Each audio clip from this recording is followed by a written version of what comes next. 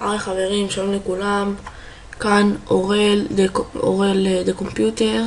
אני רוצה לדבר איתכם וללמד אתכם איך אנחנו מורידים קונטר סטרייק 1.6 למחשב. קונטר סטרייק זה יראה לנו ככה, ועוד קובץ. אני פשוט מאוד נכנס רק מזה, אז בואו נתחיל. ניכנס לגוגל, ובגוגל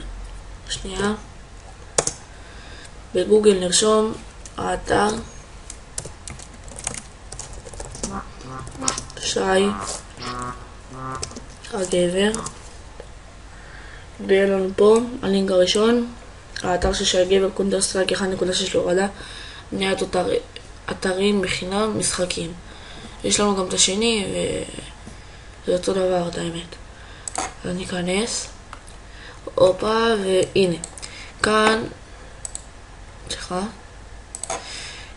יהיה לנו ההורדה, הנה, ופה יהיה לנו את הלינק של ההורדה, סבבה? וזה בעצם תמונה מהמשחק.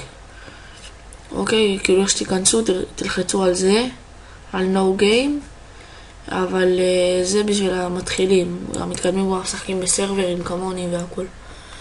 אז אנחנו נלחץ על זה וזה ירד לנו. עכשיו, לי כבר יש את זה, ובגלל זה אני לא יוריד. אז בואו אני אראה לכם איך המשחק משחק. בואו נתחיל. ניכנס למשחק.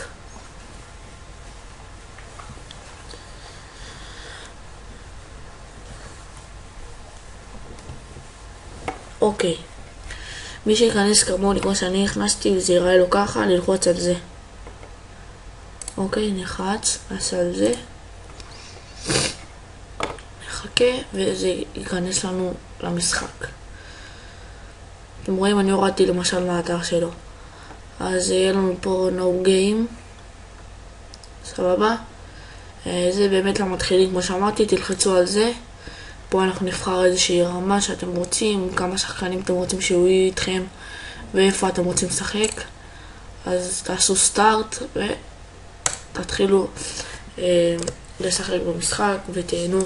מקווה שעזרתי לכם. אם יש לכם בעיה, לא הבנתם, לא הצלחתם, לא עובד, תרשמו לי בתגובות ואני אעזור לכם. אז ביי ביי.